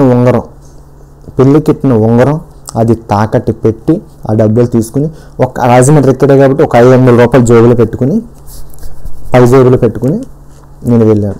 వెళ్ళిన తర్వాత నేను ఫోన్తోనే రికార్డ్ చేసేవాడిని. ఫోన్ తీసి పెట్టడం, ఇక్కడ తీసి పెట్టడం, ఫోన్ తీసి పెట్టడం, ఆయన ఫోన్ చేయడం, గబిత్తున వెళ్ళి తీసి మాట్లాడడం, మళ్ళీ పెట్టడం, అలా జరిగింది. ఇలా జరిగినప్పుడు రికార్డింగ్ అంతా అయిపోయింది. రికార్డింగ్ అంతా అయిపోయిన తర్వాత ఆయన వచ్చేటప్పుడు ఆయన స్థితి బాగోలేదు, ఆయన ఏది బాగోలేదు. నాకు 500 రూపాయలు చేతులు పెడుతున్నాను. అంటే ఎంత పెడుతున్నారో కూడా నాకు తెలియదు. చేతిలో డబ్బులు పెడుతున్నప్పుడు నాకు వద్దండి, నాకు వద్దు, నిజంగా మనస్ఫూర్తిగా చెప్తున్నాను, తీసుకోబుద్దు. ఎందుకంటే వాళ్ళ పరిస్థితి చాలా దారుణంగా ఉంది. షుగర్ వ్యాధి వల్ల కాలు మొత్తం తీసేశారు అతనికి. ఇంకో 2వ కాలు కూడా తీసేయవలసిన వచ్చిన పరిస్థితి. చాలా బాగుపడినప్పుడు ఆయన ఒక మాట అన్నాడు, నువ్వు 500 రూపాయలు తీసుకుంటేనే నా సాక్ష్యం యూట్యూబ్లో అప్లోడ్ చేయి, లేకపోతే వద్దు అన్నారు. అన్నప్పుడు నేను చేయాలో తెలియక ఆయన ఇచ్చిన 500 రూపాయలు కింద జేబులో పెట్టుకుని, నేను బండి మీద వస్తున్నప్పుడు పెట్రోల్ అయిపోవచ్చేస్తుంది, మీటర్ తెలిసిపోతుంది కదా, పెట్రోల్ కొట్టించుకుందాం అని చెప్పి 500 రూపాయలు పెట్రోల్ కొట్టించేసుకున్నాను. పై జేబులో నేను పెట్టుకున్న 500 రూపాయలు తీసేటప్పటికి 500 రూపాయల నోటు ఎక్కడ పడిపోయింది. ఎక్కడ పడిపోయింది అనేటప్పటికీ నాకు ఇంకా ఈయన ఇచ్చిన 500 రూపాయల నోటు గుర్తొచ్చి అప్పటికే పెట్రోల్ కొట్టించేసుకున్నా. ఈ 500 రూపాయల నోటు తీసి ఆయనకి ఇచ్చాను. ప్రభువా నీకు వందనాలు, ఈ 500 ఇచ్చింది నువ్వే, నాకు సూచన క్రియ దయచేయమన్నావు కదా, నువ్వు ఉన్నావు నా తోడుగా అని చెప్పి ఆ రోజు మొదలు పెట్టిందండి. ఈ రోజు కూడా ఆగలేదు. ఏ రీతిగా నేను పరిచయం చేస్తున్నాను. నాకు సాక్ష్యాలు చెప్పేవారు కూడా వాళ్ళే ఫోన్ చేస్తున్నారు. అది కనుక్కొని వివరణ ఎంతవరకు ఏంటో కనుక్కొని అది అందరికి ఉపయోగపడుతుంది, అది ఆత్మీయంగా నలుగురికి ఉపయోగపడుతుంది అనుకుంటే అది ఎంత దూరమైనా సరే నేను వెళ్ళి ప్రయాణాలు చేసి నేను వచ్చి నేనే ఎడిటింగ్ చేసి నేనే అప్లోడ్ చేసుకుని యూట్యూబ్లో పెడతానండి.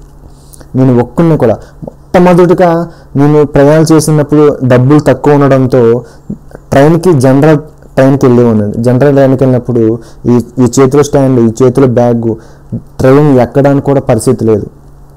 బాత్రూమ్ దగ్గర కండవా వేసుకుని పడుకున్న పరిస్థితి. రిజర్వేషన్లో ఒక్కొక్కసారి వెళ్ళి అటు ఇటు పడుకున్న తర్వాత మయాన చెప్పులు ఇరుస్తారు కదా, ఆ చెప్పులు పక్కకు తోసి కండవా పరుచుకుని పడుకునే పరిస్థితి. నాకు పరిచర్య చేయాలని ఆసక్తి ఎక్కువ కలిగిందన్నమాట. దేవుడైనా పక్షాన ఉన్నాడు కదా, దేవుడైనా పక్షాన ఉండి నడిపిస్తున్నాడు కదా అని చెప్పి చాలా సంతోషం. నేను అసలు ఆ బాత్రూమ్ దగ్గర పడుకున్న విషయాలు అవి ఏనాడు కూడా యూట్యూబ్లో పెట్టలేదండి. నాకు ఏదో సింపతి కోసం ఏ రోజు పెట్టలా. కానీ నేను ఇప్పుడు చెప్తున్నాను. ఒక రోజున హైదరాబాద్ వెళ్ళినప్పుడు బస్సు కొత్త ఎక్కువైపోతున్నాయి డబ్బులు, ట్రైన్ అయితే 170 రూపాయలు అని చెప్పి ట్రైన్ చూస్తే 4:30కు ఉంది. నేను ఇంచుమించు 11 అయింది రైల్వే స్టేషన్లో. ఎలాగా రూమ్ తీసుకుంటే అంటే ఓ రూమ్లోకి వెళ్తే 200 150 కట్టాలి అని చెప్పి ఆ ప్లాట్ఫామ్ దగ్గరే కండవ వేసుకుని ఆ స్తంభం పక్కన బ్యాగ్ పెట్టి, బ్యాగ్ కూడా తగిలించుకుని పడుకుని, ఎందుకంటే ఎవరైనా తీసేస్తారని చెప్పి స్టాండ్ పక్కన పెట్టి ఆ కండవ పరుచుకుని పడుకుని తెల్లారి అలారం పెట్టుకుని 3:30కి లేచి ఆ ట్రైన్ ఎక్కిన సందర్భాలు ఉన్నాయండి. మా వైఫ్ నేను ఒకసారి హైదరాబాద్ వెళ్ళినప్పుడు, నేను ఎప్పుడు హైదరాబాద్ రైల్వే స్టేషన్కి వెళ్ళినప్పుడు ఆ ప్లేస్ చూసి నేను చాలా ఏడుస్తూ ఉంటా. ఒకప్పుడు నా స్థితి అలా ఉంది. దేవుడు ఆ స్థితి కూడా నన్ను తీసుకొచ్చి దేవుడు ఇప్పుడు అనేక విధాలుగా నన్ను వాడుకుంటున్నాడని చెప్పి చాలా సంతోషపడుతున్నానండి. మీరు తప్పకుండా నా గురించి, నా పరిచర్య గురించి, నా ఆరోగ్యం గురించి, నా భార్య గురించి, నా 2 బిడ్డల గురించి తప్పకుండా నా పరిచర్య గురించి ప్రార్థన చేయండి. తప్పుకోకుండా నేను పెట్టే సాక్ష్యాలు మీరు చూడవే కాకుండా అనేక మందికి మీరు పంపించమని నేను కోరుచున్నాను. మీరు ఎవరైనా నా పరిచర్యకి సహాయం చేయాలనుకుంటే తప్పకుండా నా నెంబర్కి కాంటాక్ట్ అవ్వండి. నేను ఏదైనా సరే, మీరు ఏది ఇచ్చినా సరే అది నా పరిచర్యకే నేను వాడుకుంటానండి. నేను ఎవరికి కూడా నేను ఎప్పుడు యూట్యూబ్లో ఏది అడగలేదండి. కానీ ఒకసారి నాకు ల్యాప్టాప్ అవసరం నేను అడిగినప్పుడు మహా ఉంటే ఒక 10,000 రూపాయలు వస్తే, ఒక 5,000 రూపాయలు వస్తే నేను అది 1,10,000 మ్యాక్ బుక్ ఫైనాన్స్ మీద ఈఎంఐ ద్వారా తీసుకోవచ్చు అనుకున్నాను. కానీ నేను నమ్మలేదండి. 3 రోజుల్లో 1,10,000 రావడం, నేను వెళ్ళి మ్యాక్ బుక్ తెచ్చుకోవడం, ల్యాప్టాప్ తెచ్చుకోవడం జరిగింది. చాలా సంతోషం వేసిందండి. నిజంగా దేవుడు ఎంత ఇదిగా నడిపిస్తున్నాడంటే అంత ఇదిగా నడిపిస్తున్నాడు. ఈ చిన్న సాక్ష్యాన్ని దేవుడు దీవించును గాక. ఆమేన్.